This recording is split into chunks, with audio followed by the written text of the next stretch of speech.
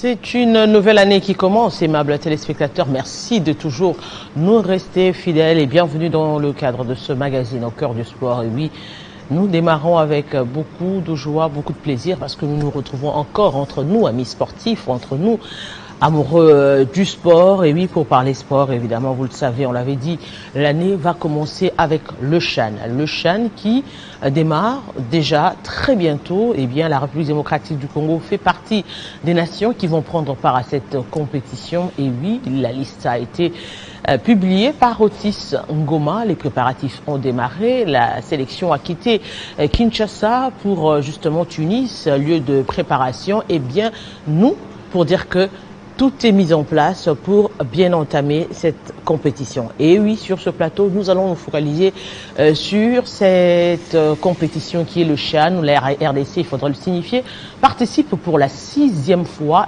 et nous allons revenir sur les contours, et oui, sur la liste des léopards, sur tout ce qui se prépare autour, et bien qui feront partie de la sélection. Ce sont des questions que nous allons justement nous poser, qui feront également partie de la délégation, parce qu'on l'avait évoqué la fois dernière, qu'il y aurait probablement des habitudes à laquelle nous ne sommes pas habitués, probablement qu'il y aura peut-être pas des supporters, qu'il y aura peut-être pas des journalistes qui vont accompagner comme il se doit. On va revenir sur le tout ici sur ce plateau, mais également revenir sur des aspects tels que Otis Ngoma qui est revenu sur un point de presse qui, jusqu'à présent, on attend encore les images probablement, mais on nous signifie qu'il est revenu sur la question du paiement de son salaire. On reviendra également sur le contrat d'Otis Ngoma ici sur ce plateau et pour en parler, nous avons déjà un tout premier invité qui a pris l'habitude de respecter ses heures d'émission. Eddie Kankou, bonjour et bienvenue. Bonjour Madame Arlette Moutela. Bonne année. Bonjour aux téléspectateurs de cette émission. On nous a habitués à respecter l'heure. J'ai fait l'ITEMAT, l'Institut technique de météorologie, aviation et télécommunications. Je suis diplômé en électricité générale. Et on avait un professeur qui nous faisait respecter l'heure. Vous venez après l'heure, c'est compliqué. Et depuis lors, on s'est habitué à venir à l'heure. Quand on est en retard, ça chagrine un tout petit peu. Merci, on est là. Merci à tout le monde pour la fidélité, la confiance. C'est le tout premier numéro de l'année 2023. Je crois que c'est avec beaucoup de plaisir, beaucoup de gaieté. Que l'objectif dans tout ce que nous disons, c'est la perfection et l'amélioration. Nous ne visons jamais la tête des individus. Difficilement, on peut me manipuler, je suis un individu, mais les doses de manipulation n'existent pas, mais plutôt la lucidité, la clarté, la concision, la précision, c'est ce qui nous caractérise, qui nous motive. Merci à vous tous qui nous avez aimés en 2023. Félicitations à vous qui... En 2022. En 2022. Et félicitations à vous qui n'avaient pas la dose de compréhension, qui pensaient qu'on s'acharnait, qu'on insultait. Il y a certains supporters, celles qui pensaient peut-être qu'on venait pour ridiculiser leur club, on venait pour les insulter. Or, les soucis, c'est l'amélioration. Merci aux admirateurs, merci au colonel Makwala qui nous suit depuis Mbanzangungu. Merci à tout le monde, la liste elle est tellement longue, on ne saura pas citer tout le monde. Merci à vous tous pour la fidélité, la confiance et on est là pour travailler. Alors on aura également d'autres invités qui vont nous rejoindre ici sur ce plateau. On l'a dit, comprenons aussi l'ambiance des fêtes, les fériés qui s'enchaînent, on se dit totalement. Ils sont encore peut-être dans l'ambiance des festivités. Mais nous, on commence déjà pour parler justement des léopards de la République démocratique du Congo, les léopards à prime, les léopards CHAN, oui, les locaux qui justement devront affronter cette compétition. On le rappelle, on a 2 étoiles déjà pour en ce qui concerne le CHAN en 2009, en 2016. Aujourd'hui, on a aussi le champion en titre qui ne prendra pas part, le Maroc qui a désisté suite au conflit politique avec l'Algérie, qui n'a pas voulu faire ce détour suite aux annulements des vols directs Algérie-Maroc. Eh bien, c'est toute cette ambiance qui permet aujourd'hui à RDC, qui pourra permettre à la RDC d'espérer concourir encore pour le titre. C'est en tout cas, c'est ce qu'attendent les supporters, mais on ne sait pas, est-ce que c'est exactement ces objectifs que se sont fixés les léopards de la RDC aussi? Ce sont ces grandes questions que nous nous posons. Bon, madame, la RDC est une grande nation. Le football, la RDC, en rapport avec cette participation, c'est parmi les nations qui ont raflé, avec 5 participations, 2 étoiles, et la plupart des participations, la RDC n'est pas écartée au premier tour. Ce sont les statistiques que nous avons. Mais curieusement, cette grande nation qui est respectée à l'extérieur, sur le plan local, les indices ne donnent pas l'image d'une très bonne préparation et d'une nation qui veut arracher une coupe et le ramener au pays. Une préparation difficile, les primes non payées, parce que la volonté commune de la nation, c'est de voir l'accompagnement de cette sélection qui va ramener une coupe. Même j'ai comme l'impression que du côté de l'accompagnement du gouvernement, pas du côté du ministère des Sports, mais du côté de la volonté du gouvernement dans l'accompagnement pour aider cette équipe à gagner, ça tarde encore. Il vous souviendrez que les primes des Léopards pour le stade de Congo-Brazzaville de cette même équipe n'ont jamais été payées jusqu'aujourd'hui par la volonté de l'argentier de la République, qui ne veut pas seulement libérer. Jusqu'aujourd'hui, les joueurs voyagent sans ces primes-là d'un stage qui s'est joué au Congo-Brazzaville. Et aujourd'hui, il se poserait un problème du déplacement des supporters. Comment nous voulons aller gagner une coupe, on se déplace sans supporters? J'ai l'expérience du Rwanda où on a gagné. Mais à cette époque, le budget était de 4 milliards. Et le budget était de 6, de 7, de 8. Aujourd'hui, on nous parle de 15. Mais comment est-ce qu'à l'époque où le budget était moins, les supporters ont voyagé? Le Rwanda a failli être la République démocratique du Congo parce que les supporters congolais ont traversé en masse. On a fait plusieurs compétitions. On était au Soudan. Les supporters congolais étaient là. Qu'est-ce qui explique aujourd'hui que les supporters congolais ne se déplacent pas pour l'Algérie? Mais c'est quel accompagnement que nous voulons derrière notre équipe pour gagner cette coupe? Donc j'estime que sur le plan technique, on se mobilise parce que la liste d'Otis Ngoma ne fait pas l'unanimité, mais c'est quand même en termes de joueurs des champs, Otis a pioché les meilleurs de chaque club. Chez Mazembe, chez Vert Club, parce qu'aujourd'hui, Vert Club et Mazembe, c'est les deux meilleurs tops des équipes à la RDC, et suivi des Lupopo. Vous avez l'équipe de Tchingungu avec certains éléments. Otis a fait un très bon groupe et des bons profils.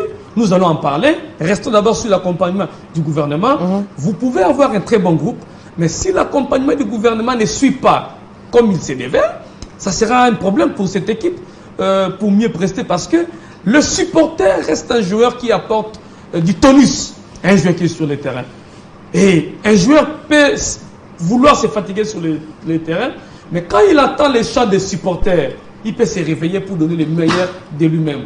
Et si ça devient compliqué pour que les supporters se déplacent de l'RDC en Algérie, prétendant qu'il n'y a pas de moyens, je me pose la question, la République a des moyens ou n'a pas de moyens? Mais justement, en parlant de moyens, il n'y a pas que les supporters, il n'y a pas que les primes des Léopards pour le stage de Brazzaville. Il y a aussi, par exemple, la question du paiement de l'entraîneur, du contrat de l'entraîneur qui se retrouve non payé jusqu'à présent. Il semblerait qu'il a dit, parce que j'ai personnellement pas suivi, il semblerait qu'il a dit au cours du point de presse d'ailleurs, qui a été, je sais pas dire, où c'était un dernier point de presse de l'entraîneur, mais à laquelle on a semblé restreindre un groupe justement pour avoir toutes ces informations, alors que l'info devrait justement passer, et maintenant l'info passe de bouche à bouche, de bouche à oreille. En fait, Otis Ngoma, même s'il ne signe pas un contrat officiellement, Otis a déjà un contrat avec la RDC. Le fait que l'entraîneur est déjà avec l'équipe nationale, c'est ça un contrat. L'État congolais reconnaît un contrat écrit, un contrat verbal. Les conventions légalement formées font force de loi. C'est-à-dire, si nous prenons une convention, vous et moi, cette convention fait force de loi. Et Otis n'est pas un fou pour se réveiller chez lui et commencer à entraîner l'équipe nationale sans convention. C'est-à-dire qu'il y a une convention écrite ou verbale pour qu'Otis puisse s'entraîner. Le premier jour, Otis a mis ses pieds sur la pelouse avec l'équipe nationale. Le contrat d'Otis a commencé. Maintenant, d'après mes enquêtes, ce n'est pas officiel, Otis a un contrat. Parce que nous étions habitués dans ces pays où on annonce la signature, mais les mois prochains, l'entraîneur n'est pas payé. Il n'est pas payé, oui. Parce que le dossier doit suivre les circuits pour être aligné et être payé.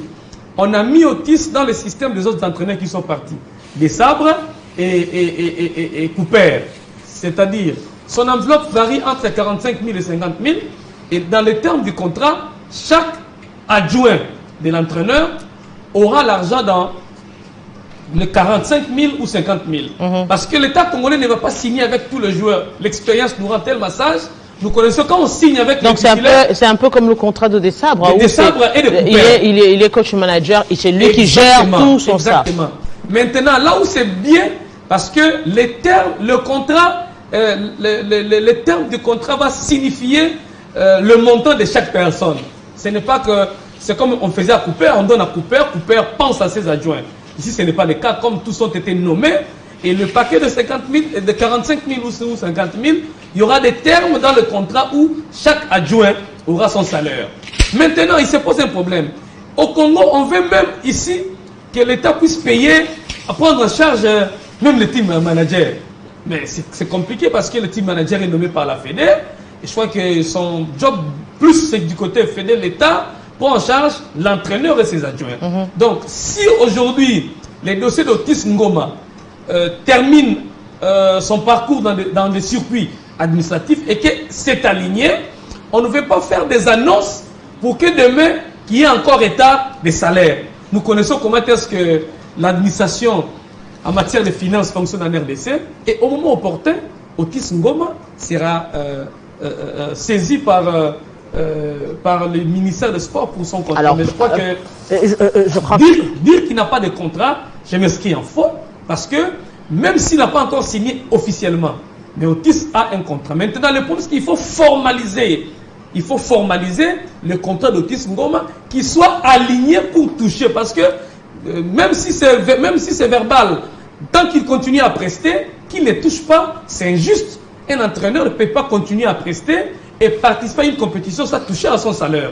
Mais les choses vont évoluer et Otis va entrer en possession de son contrat. Justement, on revient sur cette question parce que là, au regard des images, on voit déjà la première préparation en Tunis avec les léopards Chan. Et oui, pour dire que les choses sont déjà en marche. Et il a évoqué, c'est lui d'ailleurs qui a suscité cette question. Nous disons également bonjour à Bob Toko qui nous a rejoint ici sur ce plateau. Et oui, on revient quand même sur cette question. Nous étions sur la première partie où nous parlions justement de l'organisation sur le plan gouvernemental en ce qui concerne les supporters qui probablement jusqu'à présent, il semblerait qu'ils ne vont pas avoir d'avion affrété pour le supporter pour justement aller soutenir les léopards sur place en Algérie dans cette compétition. On a évoqué notamment la question du salaire du staff, notamment avec en tête Otis Ngoma, une question qui a été d'ailleurs soulevée. Il semblerait, je reviens encore par lui-même au cours de son dernier point de presse. Aujourd'hui, on se pose encore la question,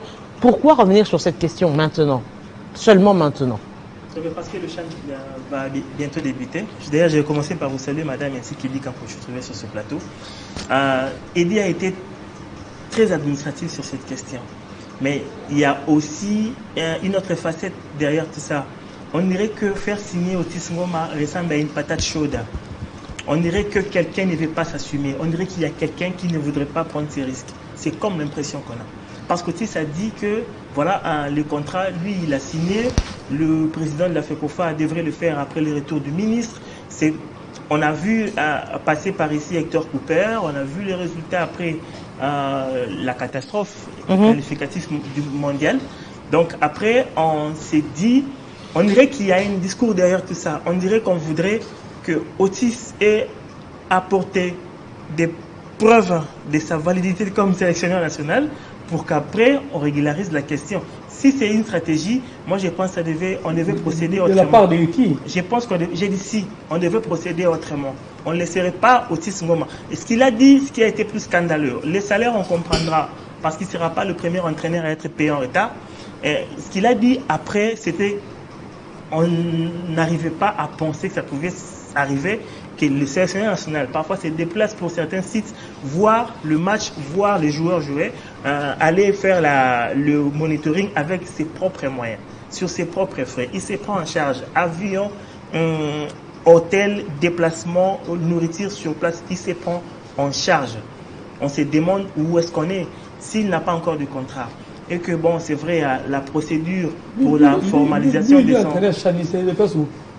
Il a dit qu'il s'est déplacé en province. En tout cas, les propos sont d'Otis Ngoma, la bouche est la mienne. Mais maintenant, pourquoi pourquoi on attendra à ce qu'il y ait formellement un contrat pour lui permettre de faire le travail pour lequel il veut le faire signer? Moi, je pense que déjà, même point, quand... Bon, je ne vous interromps pas, mais il faut respecter les termes du contrat. Qu'est-ce qui a été dit à Otis Ngoma avant de commencer? Qu'il va faire des déplacements en province? Parce que l'entraîneur expatrié qui arrive, dans son contrat, il y a des rubriques pour son déplacement. Je prends le cas de Claude Leroy qui avait un billet d'avion pour son déplacement après la compétition pour aller voir sa famille. Ouais. C'était inclus dans les contrats.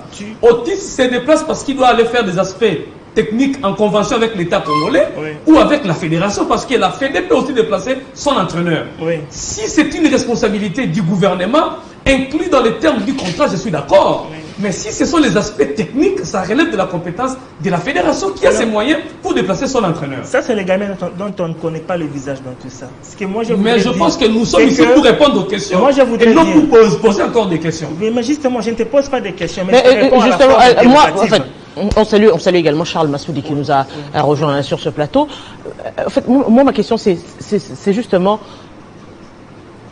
j'aimerais entrer dans le contour du point de presse. C'est un dernier point de presse du sélectionneur national, le tout dernier avant de se déplacer. Pourquoi ça a été restreint? Parce que jusqu'à présent, tout ce que vous dites, c'est de bouche à oreille. Peut-être on a eu à écouter à la radio une ou deux extraits, mais ça ne circule pas vraiment. La vidéo, elle est où?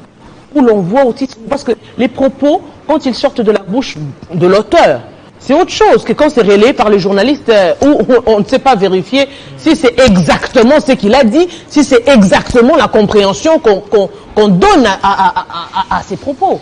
Madame, nous sommes journalistes. Notre boulot, c'est collecter, traiter et diffuser. Donc, la diffusion pose problème jusqu'à présent. Les minima, justement. Nous, on a cherché la diffusion, on a cherché la vidéo, justement, pour proposer également aux téléspectateurs aujourd'hui, pour que ce ne soit pas que nous parlions, mais apparemment, on a eu du mal. Et d'entrer à cette conférence de presse où les gens ont été sélectionnés, selon eux, par eux-mêmes, et puis, on n'a même pas la vidéo qui circule, alors qu'on voit tout le temps ici des entraînements des léopards circuler dans tous les groupes, dans tous les forums, mais jusqu'à présent, aucune vidéo d'Otis Ngoma ne circule sur ce l'équipe A-Prime a un staff, un staff média. Je crois qu'il y a une team média officer, c'est une dame que je salue d'ailleurs. Et puis après, il y a le gestionnaire vidéo. Bon, il était dans le lot qui devait partir du 5 au 6, du 5 au 6. Vous imaginez même qu'ils sont allés après les joueurs, donc ne parlez pas de supporters, madame, ce serait un autre débat. Alors, moi, je pense que, il n'y a pas eu une sélection. En tout cas, j'ai vu un message qui a demandé aux gens de s'accréditer pour cette conférence de presse. Je l'ai fait et les jours d'après, je me suis pointé à la fédération 2 heures avant le début de la conférence de presse parce que je savais qu'on aurait... On a demandé aux gens, on a demandé aux gens de se manifester. Cette manifestation valait une accréditation. Et puis j'ai appris, vous, un dernier point de presse du sélectionneur national, les gens vont se manifester. Vous estimez que les gens doivent s'accréditer. S'il vous plaît, madame. Cette salle de conférence a un certain nombre de sièges. Je pense qu'ils voulaient plutôt gérer ça. Mais maintenant, si dans cette accréditation, il y a eu 100 accréditations. Je pense qu'ils voulaient gérer ça. Mais si vous voulez gérer, maintenant, s'il y a eu 100 accréditations. Après, je ne suis pas de la communication de la Fédé. Je ne suis pas en train de faire son boulot. Ce n'est pas une bonne manière de communiquer. Je ne suis pas en train de faire son boulot. Je ne suis pas en train de plaider pour sa cause. Mais je suis en train de vous dire dans quelles circonstances nous sommes retrouvés dans cette salle de conférence de presse. Et nous avons entendu Otis Ngoma tenir tous les propos que nous sommes en train de relayer ici sans déformation. Les mêmes accréditations où quand on s'accrédite, on est plus nombreux, il n'y a pas de base pour assister au match, finalement. On ferme cette parenthèse. Charles Massoudi. Bienvenue. Merci beaucoup. Oui, on revient également. On est dans l'aspect organisationnel, sur le plan national avec le gouvernement. Cette question revient encore. Donc, déjà, on se dit, comme l'a évoqué Bob Toko, déjà qu'avec les médias, c'est assez compliqué aussi. Et on se dit, finalement, les supporters ne vont pas partir de cette délégation pour participer au CHAN. On espère bien que on pensera à cette question. C'est vrai qu'on est qu'au début, parce que quand vous regardez déjà, même le staff de l'équipe, vous l'avez souligné tout à l'heure, déjà les chargés de communication de l'équipe ne sont pas partis au même moment que l'équipe. Ça signifie qu'il y a des problèmes d'ordre organisationnel. Pour que les supporters puissent partir et pour qu'on ait le nombre de soutien des léopards que nous souhaitons en Algérie, il faut qu'il y ait aussi des moyens qui puissent accompagner, puisque sans le moyen, on ne saura pas prendre ces personnes en charge. Je sais que l'État congolais est tellement responsable qu'il ne peut pas passer à côté de cette question. Et on espère bien que d'ici, avant le coup d'envoi du CHAN, les supporters, comme d'habitude, seront là pour motiver l'équipe. Il se prépare, tant bien que mal, oui, il y croit. Moi, j'ai gardé un exemple frais. C'est lors du dernier CHAN au Cameroun, on jouait contre la Libye. La Libye avait marqué, donc mené par 1-0. Mais l'entrée de supporters, parce qu'en fait, le Camerounais ont tout fait. C'était l'équipe qu'on craignait en fait. Ils ont tout fait pour faire sillonner le bus qui amenait les supporters des Léopards. On arrive sur cette porte, on vous dit non, il faut aller là-bas. Vous arrivez là-bas, non mais c'est là d'où vous venez. On a fait de tout jusqu'à telle enseigne qu'on a permis à l'équipe d'accéder au stade à 2 minutes de la mi-temps. Mais juste l'entrée, les supporters sont entrés, les tam-tams des Léopards ont commencé à résonner. Je vous dis, c'est 2 minutes après que les Léopards ont marqué. J'ai vu l'ancien latéral gauche de V-Club, le Zolo. Sita. Oui, je l'ai vu venir où il y avait les supporters. Vous comprenez que c'est que ils ont eu une force de plus. Le 12e homme est arrivé et ça a fait les affaires des Léopards contre la Libye pour ce match-là. Donc je dis qu'ils ont en tout cas une contribution, c'est 12e homme. Et je sais que l'État congolais ne va pas oublier cet aspect de choses. D'ici là, ça pourra s'arranger. Mais je voulais quand même revenir, placer juste un mot sur le sujet qui était abordé avant moi en parlant du sélectionneur. Bon. Parce que là, nous sommes en train de parler d'un contrat. On ne fait pas signer le contrat de n'importe quelle manière. Lorsque je vous engage, lorsque vous m'engagez, je m'engage à signer le contrat avec vous, c'est que je suis prêt à assumer mes responsabilités par rapport au terme de ce contrat-là. Mais pour le cas de notre ami Otis, jusque-là, officiellement, il n'y a aucun contrat. Donc, qu'il se soit déplacé à Lubumbashi, à Kindu, à Mbujimayi ou à Brazzaville, eh bien, c'est parce qu'il tient à ce que ce contrat qu'il va signer ou ce travail pour lequel il s'est engagé se passe mieux. C'est comme ça, il s'est dit, bon, après, le contrat, il finira par être signé. Il avait déjà la moitié du contrat en poche, signé par lui. Oui, mais le contrat ne sera contrat que lorsque toutes les parties auront paraphé. Voilà. Donc, alors il s'est dit, bon, si j'attends travailler seulement le jour où on aura déjà tout fait, je risque d'être en retard, je risque de ne pas remplir ma mission. Et c'est comme ça qu'il a fait. Donc, comprenons aussi aujourd'hui, à ce jour, la FECOFA. Elle ne fonctionne pas comme on le sait tous, même en termes de moyens. Ça, c'est un problème. Parce qu'au départ, avant, le gouvernement ne fait qu'avaliser. Mais c'est l'organe technique qui a contacté Otis Ngoma pour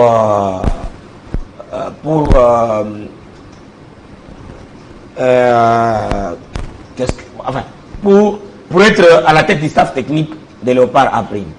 Mais après, le gouvernement qui doit s'engager, qui doit payer Otis, s'est donné le temps pour réunir les moyens. Mais la fédération elle-même, l'organe technique, le problème de moyens, vous devez savoir qu'aujourd'hui, bon, entre guillemets, la fédération, elle est sous tutelle. Elle est sous tutelle. Donc le moyen... La fédération n'a jamais pu payer l'entraîneur. Non. Depuis que la FECOFA existe. Non, vous ne comprenez peut-être pas. Oui. On parle des aspects du moment où le gouvernement n'a pas encore donné le moyen. Voilà. Ça signifie que les fameux financements, ça s'est fait. Oui, sur beaucoup de campagnes, beaucoup de sorties, la Fédé l'a fait. Oui, vous pouvez au moins donner quelque chose pour entrer pour se dépasser pour ça. Mais puisque la fédération elle-même connaît le problème. Mais ça revient au même, parce que cet argent que la fédération devrait avoir, si aujourd'hui elle est gérée, elle est sous tutelle du ministère, ça veut dire que actuellement, avec le même gouvernement, avec le même Nicolas Kazadi, le problème se poserait encore, parce que l'argent que la fédération, que vous sous-entendez que la fédération devrait dépenser, devrait provenir de là. Mais puisque ce n'est même pas le ministère. Donc ça veut dire que le problème allait persister, même actuellement, même si c'était la fédération qui allait gérer les fonds. La question aujourd'hui, c'est la question du préfinancement aujourd'hui. Non, d'ailleurs, même quand je parle de sous-tutelle, je ne parle pas du ministère. Parce que c'est je sais pas, est-ce que c'est le gouvernement américain ou le gouvernement du pape François qui allait mettre la fédération sous tutelle du gouvernement congolais? Non. La sous-tutelle dont je parle, c'est par rapport à la CAF et la FIFA. C'est de cela que je parle. Parce que, bon, mais la question soulevée par Charles, la FECOFA est sous tutelle parce que la FECOFA a mal géré. Il y a un problème de gestion des on refuse pas cela. Maintenant, ça ne signifie pas que la FECOFA manque. La FECOFA a. Et maintenant, l'utilisation ne dépend plus des hommes qui se trouvent à la FECOFA. Bien évidemment, parce que... Et maintenant, la FIFA veut aider la FECOFA à faire des dépenses réglées, calculées. Justement, par rapport à ces dépenses calculées, on sait également qu'avant, ils avaient la possibilité de se dire on va dépenser dans telle rubrique, on saura comment rembourser. Mais s'il faut poser la question le problème du gouvernement à celui qui gère, je ne vois où ça pose le problème. Je ne vois non, pas. Eddie, je ne vois pas. Non, là tu es en train de te disperser pour rien. Quand on a dit ici qu'Otis Ngoma était en train de prendre en charge certains de ces mouvements, ça veut dire qu'il y a quand même des actions, je pourrais dire isolées comme ça, qu'il a menées cavalièrement, sans pour autant que le dossier n'ait été finalisé. Il aura été mieux que les choses aient été finalisées tôt, pour qu'il soit libre de ses mouvements, même s'il irait se déplacer avec le moyen qu'il gagnerait de ses contrats, au moins il aurait de l'argent pour le faire. Mais je trouve ça aberrant. Maintenant, ici, avec le gouvernement, laissez-le terminer. Se déplace avec son salaire pour aller superviser l'équipe nationale. Laissez-le terminer. En tout cas, par contre, moi je ne trouve pas aberrant. Là où nous à partir du moment où il a accepté cette offre et que l'argent n'est pas venu tout de suite. Quel argent? Non, mais son salaire ou l'argent pour ses cycles? Non, mais je parle du contrat, je parle de tout ce qui... Parce qu'en fait, même dans le contrat, s'il devait se déplacer, il devait aussi avoir le moyen pour ses déplacements. À partir du moment où il a accepté, tout en sachant que les moyens viendraient par la suite. Donc, en toute responsabilité, c'est tout à fait normal qu'il engage ses moyens pour se déplacer parce que si aujourd'hui, à supposer qu'à l'issue de cette émission, on lui donne son argent et qu'à l'avance, il n'avait pas le travail pour aller chercher le joueur. Ça allait être compliqué. Il ne se préfinance pas pour le sport dans ces pays. Il ne le fait pas. Otis Ngoma n'est pas allé où? Non, mais il a dit qu'il est à Lubumbashi par 2 fois. Il a fait. Il a fait pratiquement toute la zone est. Pratiquement toute la zone est. Il a été régulièrement même au stade de Marseille. Parce que le championnat national, en fait, Otis Ngoma en tant qu'entraîneur, il a des adjoints qui font le Lubumbashi. S'il veut avoir les informations des joueurs, pourquoi est-ce qu'il doit seulement se déplacer au moment où Otis sait que son contrat n'est pas encore respecté par le gouvernement congolais? Il prend quand même les risques de se déplacer pour un championnat qu'on peut suivre à la télé. Des jeux qu'on peut voir parce que les mêmes équipes viennent jouer ici à Kinshasa. Les mêmes équipes jouent à Lubumbashi où il a la facilité de suivre le match à la télé à Lubumbashi et à Kinshasa et de voir les matchs. C'est pour faire monter les enchères ou quoi? Non, il dit que les seuls à en vouloir à Otis d'être engagé. Personnellement, je ne refuse pas. Parce que si il attendait encore que les moyens je ne fais pas qu'Otis utilise ces maigres moyens. Il n'est pas novice dans le football congolais. Il est passé par DSMP et il a vu des vertes et des paniers en termes de salaire. Et puis après, sa part. Tout le monde ne pas qu'il puisse se déplacer. Les leçons de la RDC, peu importe la discipline, quelqu'un commence par préfinancer ou par s'auto-préfinancer. Kinzambi l'a fait, au taekwondo on l'a fait, en judo on l'a fait, mais pas pour aller superviser cette logique. C'est que l'État ferait. Non, c'est que l'État et le ministre de sport, par exemple, ferait en termes de démarches, ce serait d'éviter aux fédérations ces casse-têtes. Parce qu'à un certain moment, les fédérations se trouvent en position de force vis-à-vis de l'État, parce que l'État permet aux fédérations de prendre des initiatives. Et comme le roi Bazor au défi, ça est. Mais est-ce que tu penses que ça dépend du ministère des Sports? Ils sont capricieux. Parfois, ils sont capricieux. Oui, le ministre gère et il siège au conseil du ministre. Ça ne dépend pas du ministère des Sports. Au conseil des ministres, il fait des suggestions. Ça signifie quoi? Non, mais attends, il siège, il participe et il parle. L'argentier de la République s'appelle Nicolas Kazadi qui regarde la disponibilité avant les décaissements. Oui. Les dossiers, s'il vous plaît. Oui. Les dossiers commencent par la Fédé. ça arrive au ministère des Sports. Le ministère envoie au budget. Le budget traite et envoie au ministère des Finances pour les décaissements. Mais c'est ça que je dis. Donc, si les dossiers quittent déjà le ministère des Sports, arrivent au ministère du budget et on termine, on envoie au ministère des Finances, les décaissements ne dépendent plus du ministère des Sports. Ne mêlez pas, M. Nicolas Kazali, dans notre débat. Nous parlons technique. Mais c'est lui. Non, mais il a évoqué les décaissements. Non, il a évoqué les décaissements. J'aimerais. Je puisse comprendre comment est-ce Ne pas à comprendre ce qu'on est la chaîne de défense. Je comprends. À chaque fois que ça parle ministère des Sports, ça va hériter mon ami. Non, alors, tu as mal fait. Le débat, il est taillé. Je donne la bonne information que le ministère... Parce qu'il a dit que le ministère devrait... On parle de plaider. S'il vous plaît, Charles Massoudi. Oui. Vous avez dit le débat est ailleurs, le débat est où?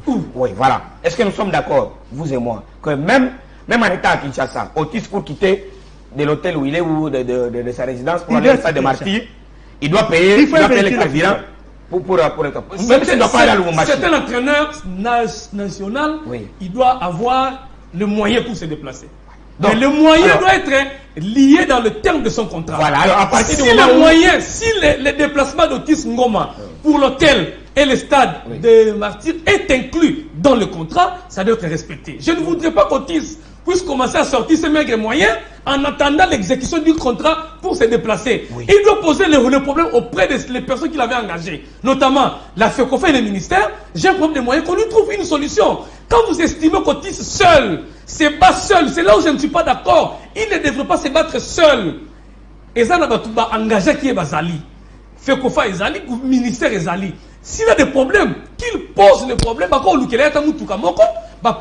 attendant, là où je ne suis pas d'accord avec vous, quand vous dites qu'Otis prend ses propres moyens et les disponibilise pour la nation.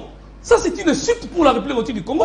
Je ne peux pas accepter pendant que Cooper a la voiture, toi le roi avait la voiture, des sabres touche ces 3 mois déjà en poche, il va se balader en Europe, et Otis, qui a la facilité de voir les championnats ici, ne sait pas le voir, il doit se penser que c'est moyen. Madame Arlette. Alors, s'il vous plaît. Je suis pas d'accord. Juste une minute. J'ai pas l'impression que Eddie Kankou vient du Portugal.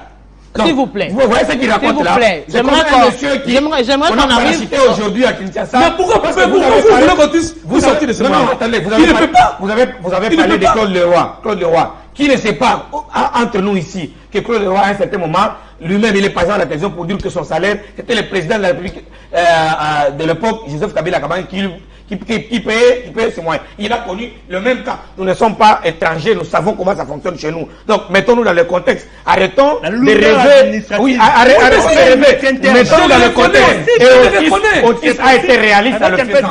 Je ne suis pas ami de Otis, mais là, j'ai dit qu'il a été réaliste. Mais c'est déplacé pour aller à Lubumbashi, superviser le championnat national qui se passe. Il a été réaliste. Je ne suis pas d'accord avec chez nous. Ça, c'est monter les enchères. S'il vous plaît. C'est devenu une règle. S'il vous plaît. La compétition, ce n'est pas seulement Otis Ngoma. C'est aussi les joueurs, les 11 qui vont être sur le terrain pendant 90 minutes de jeu, pendant autant de matchs. Et justement, la publication de la liste a été faite. Oui, on parle de cette liste qui ne fait pas l'unanimité, qui n'est d'ailleurs aucune liste ne fait l'unanimité. On va quand même revenir pour scruter cette liste. Alors, on va prendre ces images avec Christian Bokaya pour voir la liste des sélectionnés pour le CHAN, pour la phase finale du CHAN, et on se retrouve juste après.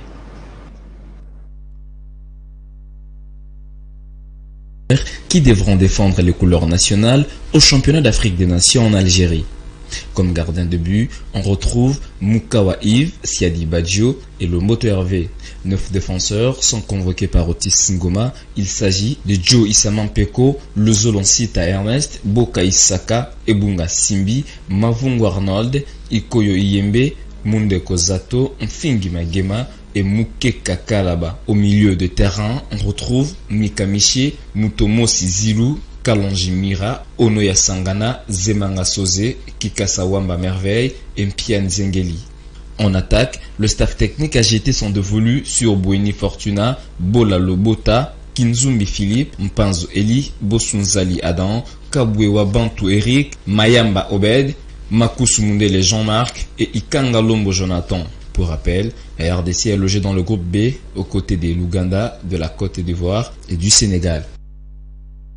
Voilà, justement, de retour sur ce plateau, on est déjà en train de parler justement de cette liste pour parler justement de l'aspect technique aujourd'hui. On se dit oui, il faudrait affronter justement les différentes nations, la RDC qui se retrouve aussi, il faudrait revenir dans un groupe, on dirait pas abordable, mais aussi assez difficile quand même, il faudrait le reconnaître. On se dit finalement, est-ce que cette sélection a été réaliste? Charles Massoudi. À 98%, oui. J'ai vu des gars qui méritent les places au sein de l'équipe nationale. Je voudrais quand même profiter de l'occasion pour féliciter les deux que je considère aujourd'hui les deux joueurs qui ont montré la constance. Et j'aimerais demander aux jeunes qui viennent de rejoindre les équipes nationales de pouvoir suivre le modèle. C'est le modèle de Ebunga Saoulé et de Issa Mpeko. Les gars qui sont restés constants dans la durée, c'est à féliciter. La carrière, il faut savoir la gérer. Si quelqu'un comme Ebunga il peut rivaliser avec les jeunes de 19 ans, de 17 ans aujourd'hui, c'est plus qu'il y a eu un travail qui a été mené dans ce sens. Issa Mpeko qui reste dans l'actualité pendant autant de temps. Il est passé par DSMP, Vita, Kabushkop et Mazembe, mais ça continue toujours à parler de lui. En tout cas, il faut tirer les chapeaux pour les gars. Et je voulais demander vraiment aux jeunes qui sont en train d'arriver de pouvoir suivre cet exemple. Ce sera pour leur bien et non pas juste faire parler de soi pour une saison et puis après on disparaît. Ce sera pour leur bien. Et bien après, j'ai dit 98%. Pourquoi? Parce que après, parfois nous utilisons des termes de vocables vides de sens juste pour chercher à montrer que les autres n'ont pas droit de placer un mot à tel ou tel autre endroit. On va dire, parce que tout à l'heure on venait de parler du sélectionneur. Après, nous n'avons parmi nous, il n'y a personne dont la place est réservée sur la feuille où on va paraffer le contrat, mais au moins nous avons eu un mot. Mais à chaque cas, ça parle maintenant, sélection ou quoi, on estime que si le sélectionneur a fait, on doit dire Amen. C'est une chasse gardée. Voilà. Donc, nous sommes analystes, nous sommes observateurs, nous avons aussi la possibilité de voir là où ceux qui sont censés faire n'ont pas vu. Sinon, on n'aurait pas de commentaires à faire sur Kimbuta ou sur Ngobila, parce que c'est lui l'exécutif. Oui, parce que ça revient au même. Lorsque quelqu'un peut se permettre à la maison, madame a préparé le nom Mungu le Kaki, donc là il peut dire. Mais lorsque c'est le sélectionneur, on explique que c'est un Dieu tout-puissant.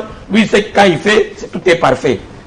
Moi, ce que je n'ai pas compris jusqu'à présent, c'est le fait que le jeune qui, jusqu'à maintenant, est le meilleur buteur du championnat, ne puisse pas se retrouver sur cette liste-là, Osso, que je ne connais pas. Moi, je connais juste les meilleurs buteurs.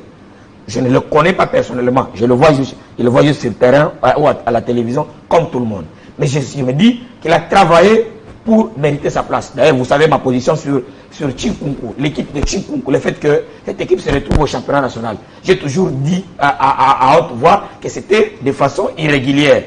Chikunku ne méritait pas être à l'Arena Foot. Donc, comprenez déjà que je n'ai pas besoin de défendre quoi que ce soit, mais au moins, les gars s'est battu pour mériter sa place dans l'équipe nationale. Mais après, on dit non, c'est la philosophie de l'entraîneur, il est réserviste. Il est buteur, ça ne permet pas. Il est buteur sur penalty. Ben oui, mais comme l'ont été, oui, c'est pas bien. Comme l'ont été Mbappé, Cristiano et Messi. Bon, qu'on dise non, c'est un jeune, il doit prouver. Mais attendez, Mbappé a joué la Coupe du Monde à 20 ans. Vinicius il doit prouver quoi? Il doit encore prouver quoi? Parce qu'il a joué avec des vieillards, avec des expérimentés. Mais il est parmi les meilleurs buteurs. Vous voulez qu'il prouve encore quoi? Qu'est-ce qu'on peut encore demander à un attaquant? Vous n'avez pas l'impression. Oui, mais Cristiano, Messi, Mbappé et les autres ont été meilleurs joueurs. On leur a donné même des trophées, mais alors qu'ils ont marqué sur penalty. Bob Toko, vous n'avez pas l'impression que le problème Jackson Muleka revient un tout petit peu. C'est pas similaire au problème Jackson Muleka, où l'on s'est carrément posé la même question avec Jean-Florent Ebengue finalement. L'on sélectionne sur base de quel critérium? Parce qu'il y a des critériums, c'est vrai, au-delà du choix personnel de l'entraîneur, de la vision de l'entraîneur. Mais il y a des critères déjà, notamment meilleur buteur, qui doivent être parmi les premiers critères de sélection des joueurs dans la sélection, permettez-moi la tautologie. Madame Boutela, j'ai à la fois la chance et la malchance d'être parmi les 4 sur ce plateau. La chance, c'est parce qu'on est tous chroniqueurs sportifs, aguerris et expérimentés. Je n'aurais pas beaucoup de mal à faire comprendre c'est quoi une sélection nationale de football. Et après, la malchance, c'est parce que j'ai été le seul à avoir été à cette conférence de presse où Otis Ngoma s'est défendu sur les cas Rosso. Et je sais qu'avec Charles, ça ne fera pas unanimité. Ça, c'est sûr, déjà. Je ne m'avoue pas vaincu, mais je sais que j'aurai du mal à les convaincre. Pourquoi tel et pourquoi pas l'autre? Je crois que on l'a dit à plusieurs fois sur ces plateaux, même je crois il y a quelques mois. L'équipe nationale, c'est la sélection des meilleurs. On est meilleur sur 2 critères, critères de performance et critères de compétence. Orso est très performant. Je crois que c'est un buteur aguerri, c'est un buteur né. Mais les propos d'Otis Ngoma sur le cas Orso, la question a été posée, soit tranquille Charles. Otis Ngoma a d'abord commencé par, en préambule, dire que c'est un garçon qu'il forme et qu'il est en train de suivre, mais qu'il a essayé au sein de l'équipe nationale et il a estimé que la veste est encore trop grande pour Orso. Quand il dit que la veste est encore trop grande pour l'Otis, ça veut dire que Otis, je pense, s'il y a un élément qui doit plaider en sa faveur, et un élément à décharge par rapport à la non-sélection de Orso, c'est parce que Otis aurait tout intérêt à ce que Orso soit sur cette liste. Mais il s'est privé de ça. Jackson Lulanga qui travaille avec Djibou Kassa est sur la liste des réservistes.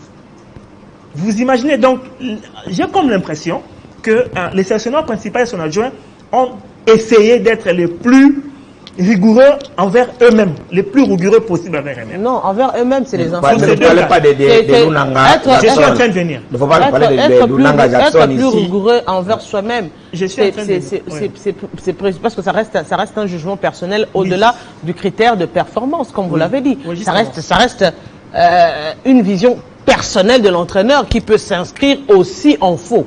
Oui. Ça dépend de l'angle de vue. C'est l'histoire du verre de sang rempli à 50. Parce qu'en fait, on dira qu'il est à moitié vide ou à moitié plein. Ça dépend de ce qu'on dit. Madame, on dira avec qui? Qui c'est qu'il est en train de dire? Je vais rejoindre ce qui est. La veste est trop grande pour l'équipe nationale. Les gars, il a joué combien de matchs en équipe nationale pour qu'on considère que c'est plus grave? Il a joué combien de matchs? J'ai la moitié de cette. La moitié de laissez-le terminer, justement, lui qui était. Quand j'ai posé la question, j'ai dit avec qui? C'est ça la question. Je vais répondre à la question. Et qui a pris la C'est ça la question, mais je vais répondre à la question. À la question de savoir, vous savez qu'après le stage raté en Turquie, après le match contre l'équipe du Congo d'en face qui n'a pas eu lieu, pour concocter cette liste, il devait à tout prix jouer les 31. Les 30, les 31. Alors, la question que j'avais posée, c'était pourquoi, pour jouer,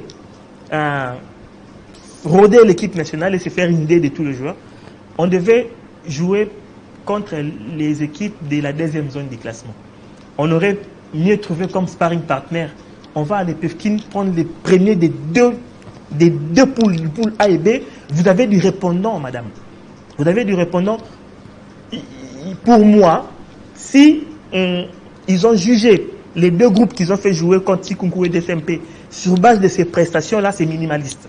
C'est minimaliste. Moi, j'aurais voulu qu'on les mette dans des conditions les plus rudes possibles, qu'ils jouent face à des équipes qui seraient décomplexées et qui joueraient pour les titres, pour l'honneur d'avoir battu le Léopard. C'est dans ces conditions-là qu'il partirait au feu et essaierait son groupe. Et c'est de là, d'ailleurs, qu'a découlé le choix de 28 qu'on nous a présenté et les 3 réservistes. Maintenant, si Charles pense que Orso n'a pas été essayé dans des conditions optimales pour qu'on sache s'il valait la peine ou non, la moitié de la réponse pour Charles, c'est qu'on a joué contre DSMP Tikunkou. Et puis après, est-ce que si on jouait contre d'autres équipes, Orso aura été plus performant? Encore une fois, la parole devait revenir au pape, donc au coach. Monsieur, tu m'as posé une question. Non.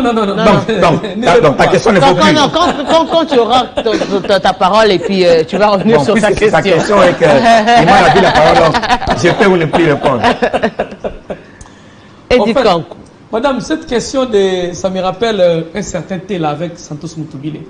Je crois Chan Soudan, hein. C'est tout Kinshasa qui s'est levé contre Santos. Il faut amener Santos Mutubile au Tikintela Tichik, à Sobeta bien Vita. Il y avait une forte pression. Et l'entraîneur ne voulait pas... Les Chan ont beaucoup essayé de devenir numéro 9. Exactement. Santos était là avec Tela. Arrivé là-bas, Tela ne jouait pas. Macho, Tela, faut mettre Kaka. Bon, on a mis Tela sur le terrain. Il marchait sur les ballons. Il marchait sur les ballons. À l'image de toute l'équipe. Quel est cet entraîneur qui peut se donner la balle sur sa jambe? Quel est cet entraîneur qui a un tueur qui le laisse pour amener un foutard? Oui, Didier Deschamps. Il y a des choix en sélection où moi, je ne sais pas, on devrait enlever Kimakoussou pour mettre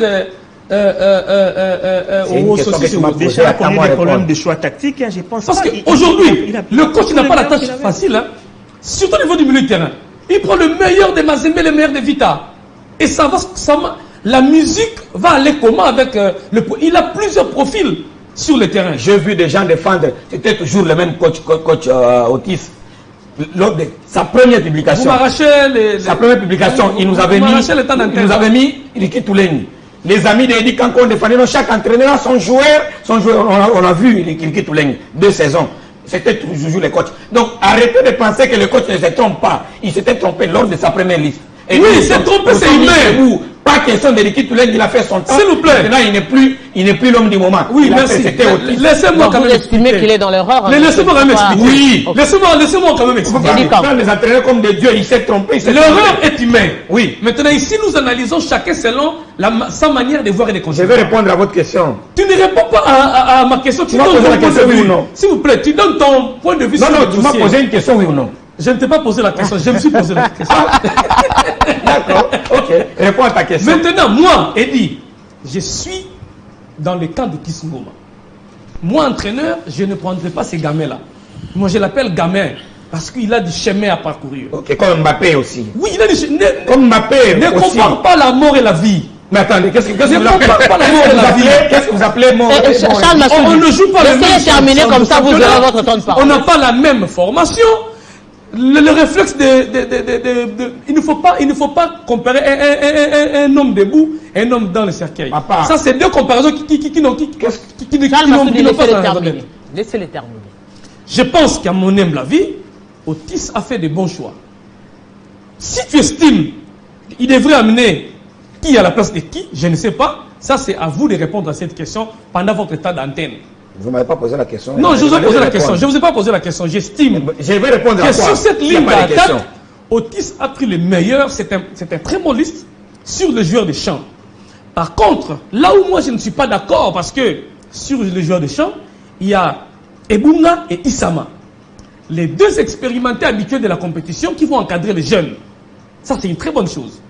Mais là où je vais... La relève, en fait. Ah, pardon? La relève. Oh, oui, la relève. Je exact. peux nous remettre la liste, voilà. Et Issama et Ebunga sont des compétiteurs sur le champ. Là où je vois qu'Otis s'est trompé, comme je l'ai dit, c'est humain. Mais sur le choix de l'avant-centre d'Ichun Kunku, Otis ne s'est pas trompé. Il s'est trompé où? Il ne s'est pas trompé. Il a dit la veste est encore trop grande. Non, vous avez trop, dit. Vous avez dit quelque part où, attendez, les petits doivent l'état d'aller chercher le couturier pour diminuer la veste et il aura sa place. Là où il s'est trompé, parce que c'est au niveau des portiers. Il a amené tous les portiers talentueux mais moins expérimentés par rapport à la compétition. Sur base d'un critère. Pardon? Sur base d'un critère. Il a pris que les portiers qui font l'Afrique.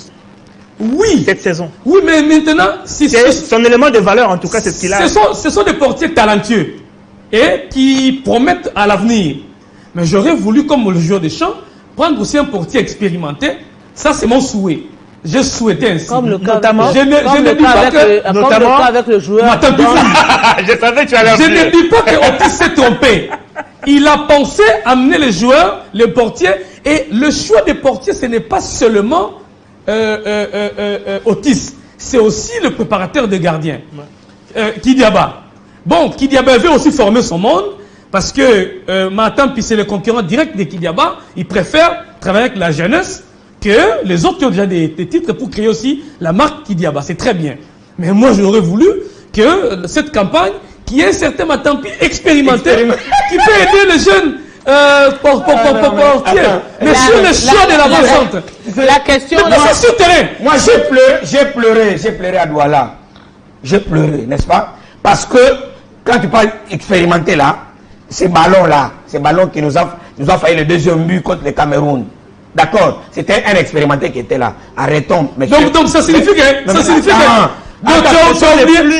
tu as oublié la finale, tu te savais dire. Donc toi tu as oublié la finale au Rwanda. Je n'ai pas oublié. Non. Je n'ai pas. Donc tu tires un exemple pour faire tomber l'expérience de Matampi. Edi Kankou. Non. Edi Kankou, vous ne semblez pas vous contredire un tout petit peu parce que quand on parle de joueurs de champ, vous refusez ces joueurs qui est jeune expérimenté, qui a fait ses preuves, des performances.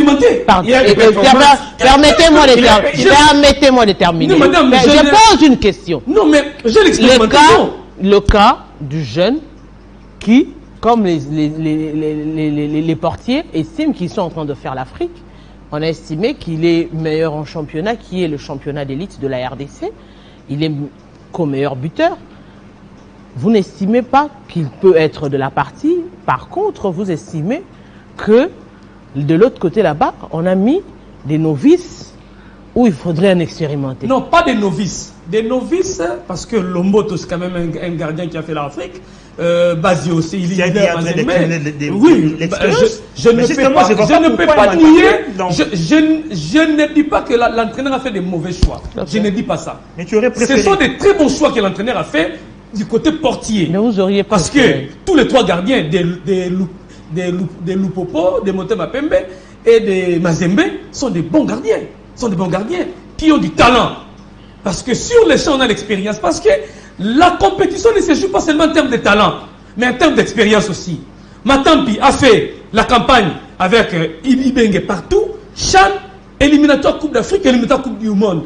Donc par rapport au match et par rapport à cette compétition, Matampi est plus expérimenté que tous ces trois. Alors par rapport à la compétition, on va justement parler. Je ne dis pas que ce sont des mauvais, mais l'expérience de Matampi pouvait aider les jeunes dans certains matchs. Alors, je ne dis pas que Matampi aujourd'hui mérite sa place au sein de l'équipe nationale. Mais suite à son expérience pouvait laisser une place à Matampi dans cette campagne. Puisqu'on parle justement des joueurs, on va justement enchaîner avec le tout aussi, parce qu'il faudrait parler du groupe de la République démocratique du Congo. La RDC ne va pas en compétition seule se face à des adversaires, parce qu'il devra franchir le premier tour pour espérer continuer la compétition des sélections, pas le moindre quand même dans ce groupe de la République démocratique du Congo.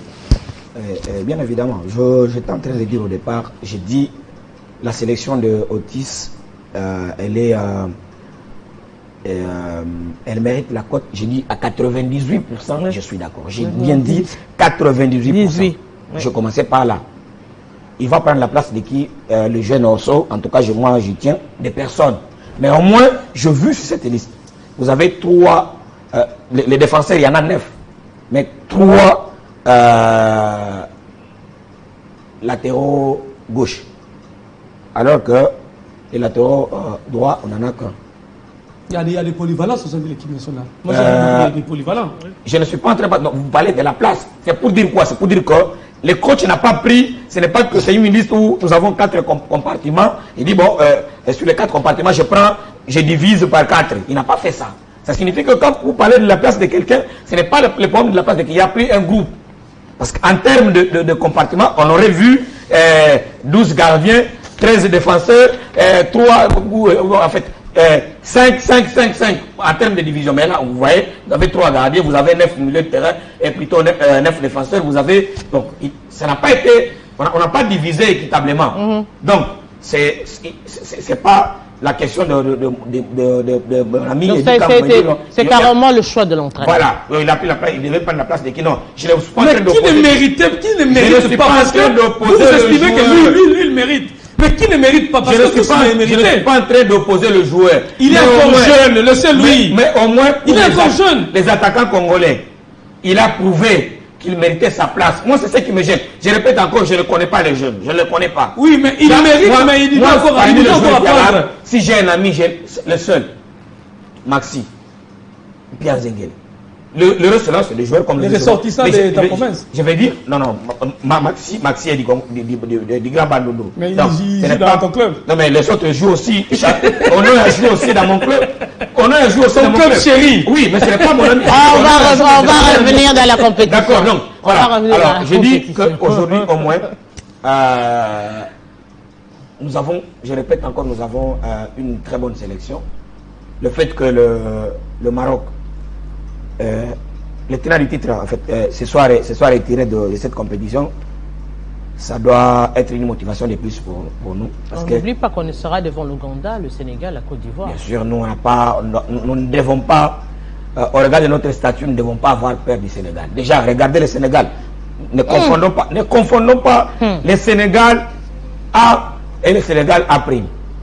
Vous savez que la majorité de l'équipe du Sénégal, qui a été champion d'Afrique, est constituée des joueurs qui évoluent dans les grands championnats européens. C'est ce qui fait la force du Sénégal. Mais lorsque nous prenons le Sénégal local et la RDC locale, eh bien, j'estime que nous sommes devant. La Côte d'Ivoire. La même chose. L'Ouganda. Vous n'avez qu'à voir aujourd'hui. Le championnat ivoirien, c'est l'un des meilleurs aussi. Hein? Non, c'est parce pas que nous suivons ça. Oui. Non, moi, je suis des matchs. Non, mais attends. Vous ne pouvez pas nier la qualité du championnat ivoirien. Non, mais attendez. Lorsque nous sommes sur papier, la Côte d'Ivoire est où? Nous sommes toujours sur papier. Sur papier. Nous nous retrouvons comment? Il faut être réaliste. Comment sur papier?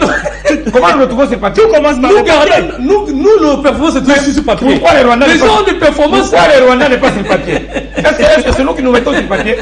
On regarde nos performances et on nous classe. Non, mais attention aux Ivoiriens. Non, mais attends. Ne sous-estimez pas les Ivoiriens. Attention pour tout le monde. Il n'y a aucun adversaire à sous-estimer dans ce groupe. Et surtout l'Ouganda. Nous, Congolais, on est experts en... Nous avons des nations que nous avons vu à suivre, que ce soit en sélection Ouganda. A et A'.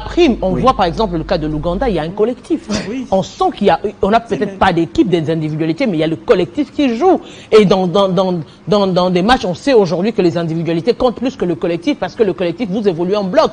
Et quand vous régressez, c'est au même rythme, et il est difficile de régresser lorsqu'on évolue en bloc. Je n'en disconviens pas, madame. Mais je sais aussi que dans un match de football, tout compte. Nous y allons avec le statut de favori. Exact.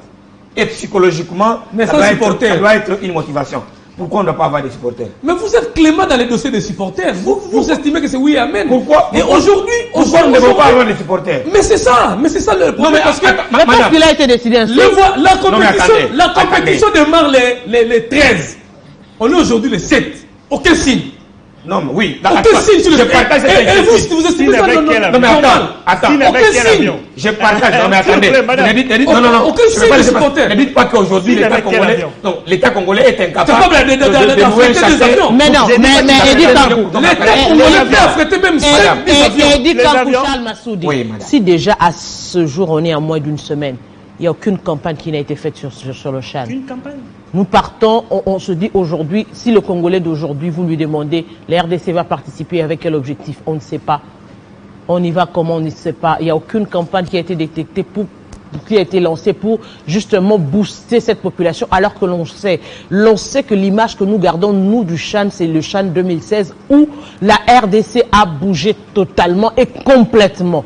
Et je ne peux pas croire qu'aujourd'hui, cette compétition puisse être balayée du revers de la mer comme si, entre nous soi-disant, c'est la seule compétition qu'on peut encore rêver gagner dans ce pays. Donc, il faudrait arriver à un moment donné à être réaliste. Parce qu'aujourd'hui, il n'y a aucun signe qui montre que la RDC participe, que la RDC est 2 fois championne du Chan, où nous partons avec qui, nous faisons comment. Il n'y a rien qui est fait. Madame, je suis d'accord avec vous. D'ailleurs, si nous sommes sérieux, si nous étions sérieux, c'est... c'est pas nous. Non, faut pas dire nous. Vous dites nous en vague. Bon, dans les nous, là, moi, je suis pas dedans. Si les gens qui doivent organiser ne sont pas sérieux. Bon, en fait, les décideurs, c'est au Chan où on devait déverser tous les moyens. Parce qu'au moins, nous avons montré par 2 fois que nous sommes capables de remporter cette compétition. Donc, on peut, à travers le monde, à travers l'Afrique, citer la RDC comme le propriétaire du Chan. si nous déversons le moyen, parce que parfois il nous arrive de rêver la Coupe du Monde, aller participer pour participer, mais au moins au CHAN, nous sommes capables de nous fixer comme objectif de la porter. C'est notre terrain de chasse favori. Voilà, vous comprenez donc. C'est là qu'il faut déverser le moyen. Mais que j'apprenne ici que rien n'est fait, parce que bon, jusqu'à présent, rien n'est fait, il n'y a rien de fait. Que les supporters puissent y aller. Attendez, c'est scandaleux. Ce que nous voulons une chose de son contraire. Je rappelle que le président de la République, quand il prend le pouvoir, les premières images qui ont circulé, qui ont sillonné, qui peuvent être même dans votre téléphone, ce sont des images où le plaisir que les léopards lui ont donné au Stade des Martyrs, où il pouvait s'embrasser avec n'importe quel citoyen lambda au Stade des Martyrs. Donc aujourd'hui, ces léopards-là sont capables de pouvoir donner un point du bilan du président de la République. Les seuls léopards, pour le moment, qui sont capables de le faire, c'est les léopards CHAN.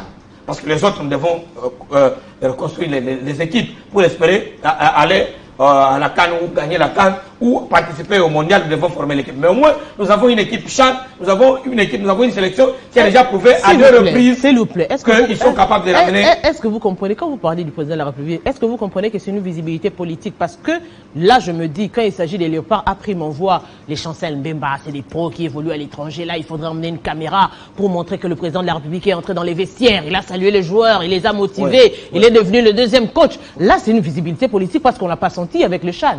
On le sent pas avec le CHAN où, techniquement, comme vous l'avez dit, c'est le championnat sur lequel nous devons miser parce qu'on a la possibilité d'avoir un titre. On va faire rêver les gens avec des images pour un championnat, pour une coupe que nous n'allons peut-être pas avoir. S'il y a des gens qui estiment que je suis venu en retard, s'il y a des gens qui estiment que ce CHAN ne constitue pas un élément de visibilité, ils se trompent largement. Attendez, en 2016, nous avons gagné le CHAN au Rwanda. Nous avons joué face au Rwanda. Vous vous souvenez de ce match-là? Ça a été une victoire sportive, diplomatique et qu'est-ce que j'ai encore? Politique, historique, quand nous avons joué face au Rwanda. Que la victoire je me souviens, en 2003, les Rwandais nous avaient gagné. En 2003, vous vous souviendrez, 2003, 2014, 2004, 2003. C'était lors des éliminatoires. Les Rwandais nous avaient gagné. C'était une honte. Mais lorsque nous avons gagné les Rwandais chez lui, ça a été plus qu'une fête. Vous savez ce que nous vivons politiquement aujourd'hui. Considérer que le CHAN n'est pas une vitrine politique, c'est une erreur grave. Je rappelle que nous sommes en 2023, où nous allons poser des questions au président de la République, nous donner les bilans. Vous vous souviendrez que le premier discours du président de la République devant les congrès, parmi les réalisations, c'était les léopards Afro-Can, basket. Donc, aujourd'hui, ce que je veux dire, c'est... À qui le véhicule a été remis 3 ans plus tard. Au président de la République. Aujourd'hui, on a la possibilité aujourd'hui d'inscrire dans le discours bilan du président de la République, lors de la campagne de M. Nicolas Kazali. Ça, c'est vous. Si jamais il sera candidat, il a la possibilité... Monsieur Serge Tchembo-Konde, la possibilité... Tu parles de quel Nicolas Kazali? Le ministre des Finances. Ou Monsieur Serge Tchembo, lui, je sais qu'il va postuler parce qu'il a été élu. Oui. S'il a la possibilité. Donc, M. Nicolas Kazali va postuler. Bon, c'est normal, il fait la politique. S'il veut, Monsieur Serge Tchembo-Konde, par exemple, encore avoir un discours de plus auprès de ses électeurs, c'est de permettre à ce que ces léopards ici puissent soulever les trophées. Et la manière de le faire, c'est de ne pas négliger les supporters. Charles Massoudi, de grâce, nous souhaiterions que tu nous épargnes le bilan et tout ça. Parce que vous savez, madame, les efforts du bilan des grands viennent de petits. Otis est sans contrat, son adjoint a dit la même chose, et puis on sait dans quelles conditions ça se passe. L'équipe voyage dans les conditions que nous connaissons, les supporters, on ne sait pas, il y en aura pas, mais vous voudrez quand même que tout bonnement, on prend ça, on va déposer sur la tête de quelqu'un comme bilan, c'est une naïveté. On n'a pas été en bout à la loge pour distribuer c'est ce que j'ai dit, au bilan des gens. Il faut qu'ils mettent le moyen pour que tout se passe bien, à ce moment-là, ça va s'inscrire dans leur bilan. On n'est pas allé en bout à la loge pour réfléchir, pour qu'on commence à distribuer des points sur les bilans des gens. On va réfléchir parce que l'effort concerne la jeunesse. Le sport, c'est la jeunesse. Quand Nicolas Kazadi est en train d'étrangler les fédérations aujourd'hui, M. Bilan est là, il est au courant. Il sait que bon, on a décidé 12 et puis lui propose 4. Personne lui dit que c'est mon bilan là-bas, il ne faut pas toucher. Il n'y a personne. tout ce que nous chantons ici sur ce plateau-là, Kazadi n'entend rien. C'est lui qui devait dire à Kazadi non plus, il fait comme s'il n'a pas entendu. On va jouer dans un groupe très mi-raisin, parce que la Côte d'Ivoire, on l'a battu chez elle. On a remporté le premier CHAN en 2009 en Côte d'Ivoire. Et puis il y a l'équipe qui semble m'être très méconnue. Comme DJ a dit, on a l'occasion de suivre de temps en temps le championnat ivoirien sur le bouquet. On sait au moins que, par moment, ce que j'ai compris du championnat ivoirien, c'est que quand il y a une vague de montées, des grandes équipes qui viennent des entités, vous sentez que cette saison-là, ça va faire chaud.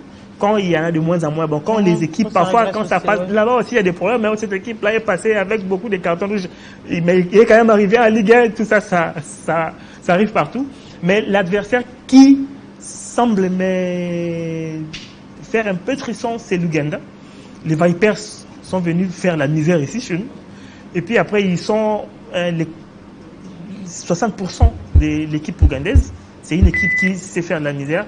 Je crois que les choix qui ont été faits sur l'ossature de l'équipe, il a été fait en fonction des adversaires. L'Ouganda a de la vitesse, il a de la qualité offensive, la vitesse, et il fallait un bloc défensif qui fasse le boulot.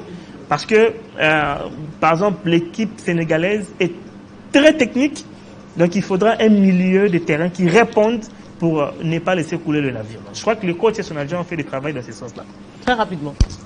Quand on parlait de Nicolas Kazadi, ministre des Finances, je me suis souvenu des interviews que j'ai suivies sur la radio Top Congo. J'ai suivi les médecins en train de se plaindre sur son nom. J'ai suivi les enseignants en train de se plaindre sur son nom. Il sera en train de bloquer les enseignants. Les enseignants ont promis même qu'après 2 jours de la rentrée, si rien n'est fait par rapport à la prime, ils vont aller assiéger le ministère des Finances et puis aller en grève. Les sportifs pleurent au nom de Nicolas Kazadi. Les médecins pleurent au nom de Nicolas Kazadi. Les enseignants, c'est hier que j'ai suivi, en train de pleurer au nom de la même personne. Je me pose la question comme Bob Toko. Monsieur Bilan, qui viendra après, il n'entend pas ça ou... Il fait semblant. Oui, parce que je voulais demander, j'aurais appris que le ministre des Finances se déplace en jet privé. Tous ses voyages, c'est en jet privé. Comme ça, comme il refuse, il bloque les voyages des supporters. Qui nous cède même un voyage de jet privé, comme ça on donne aux supporters pour le CHAN. Parce que ces jets privés, j'ai dit, j'aurais appris, que ces voyages en jet privé là, c'est sur quelle ligne budgétaire de l'État où il puise tout ça pour aller en voyage. Même si il va au Congo central, c'est jet privé. Bandou, jet privé. Partout, jet privé. Si nous cède un jet privé, un voyage, les supporters peuvent aller en Algérie calmement. Et le budget était de 4 milliards, 8 milliards, les supporters voyageaient calmement.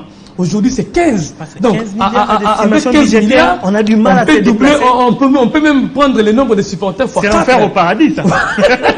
Mais curieusement, l'ancien régime, avec 4 milliards, tous les supporters se déplaçaient calmement. Il y a même des ministres qui ont dit on est venu corriger les erreurs du passé. Avec 4 milliards. Ou avec 15. Avec 15. Comment est-ce que les supporters, non, c'est de la mauvaise foi caractérisée, teintée d'une coloration mauvaise. C'est la moujimaïsation de la République. Cette phrase a été sortie de son contexte. On est venu corriger les erreurs du passé. C'est la moujimaïsation de la République. Non, je ne dis pas que c'était une bonne ou une mauvaise phrase. Oui. J'ai dit, mais avec 4 milliards, oui, les gens ont corrigé même les erreurs du passé. Vous avez totalement raison. Voilà. Mais avec 15 milliards, on ne sait pas améliorer les erreurs. Ça dénote une certaine contradiction. Il ne faudrait pas que le ministre des Finances puisse travailler comme si il était un opposant au sein d'un gouvernement. Voilà. Parce qu'on ne peut pas comprendre. Et il ne respecte personne dans un gouvernement. Voilà. Personne. Que lorsque vous avez un budget... Et les propriétaires du bilan sont au courant. Que tout marche bien, que le gouvernement soit capable de supporter le 20 fédérations, et qu'aujourd'hui, qu'on a quintuplé le budget, que le gouvernement soit incapable de supporter même les fédérations, que lui-même le gouvernement a opté pour lesquelles a opté, parce que le gouvernement a dit va supporter 12 fédérations. À l'époque, c'était encore 4 milliards. Mais on a maintenant 15 milliards, 12 milliards. Ça pose problème. Maintenant, c'est la volonté du ministre des Finances. Mais après, on va apprendre que on a détourné 10 milliards, on a retourné 1 million, on a retourné 3 millions à gauche. Non, mais attendez, 45 millions il ne faudrait pas qu'on travaille en opposant dans un gouvernement. C'est la seule volonté du ministre des Finances C'est pas qui normal. bloque tout le gouvernement. Et c'est tous les ministres qui pleurent. Tous les ministres. C'est pas normal. Et en son nom. Mais justement, c'est contradictoire quand les membres du gouvernement se plaignent pendant que les membres de la présidence, eux, se retrouvent dans, entre guillemets, des détournements. Les réunions des conseils des ministres sont présidées par les présidents de la République. C'est là où ce n'est pas les membres abasourdi. Ce n'est pas les membres de la présidence qui jouent en même temps le rôle du membre du gouvernement parallèle. Parce que Madame, nous allons vers un parfait mélange. Bon, de tout, c'est ce qui est mieux, ce qui est mieux, c'est que, eh bien, on peut le dire, on est en 2023, certainement que Kazadi aussi nous aura à nous donner des explications sur cette façon de gérer. Et lui, il ne va pas donner des explications. Après il va donner à qui? Il va rentrer en Europe, il n'a pas d'explication à donner. Nous vous disons, on ne va pas entrer en politique. Grand merci à vous, Charles Massoudi. Grand merci. Sur le plateau politique, on parle de sport. Et pourquoi nous ne pourquoi on ne vous a pas refusé de parler de sport. C'est que le président de la République va se battre pour son deuxième mandat, pendant que le ministre des Finances va se battre pour la coulée douce. Il ne faudrait pas qu'il puisse piétiner sur le bilan du président de la République. Il faut qu'on en parle. Merci. Les ministres qui ont été élus savent l'importance de gérer le ministère. Je peux vous dire que, eh bien, 2023 s'annonce chaud sur ce plateau. En tout cas, déjà, on a très bien commencé. Grand merci également à Christian Bokaya qui était justement la supervision de l'autre côté avec l'ensemble des membres de la régie et également la prise de vue avec Arsène et Djibril. Et vous, aimables téléspectateurs, on se retrouve déjà la semaine prochaine pour d'autres numéros. Pourquoi pas parler déjà de la compétition qui va démarrer.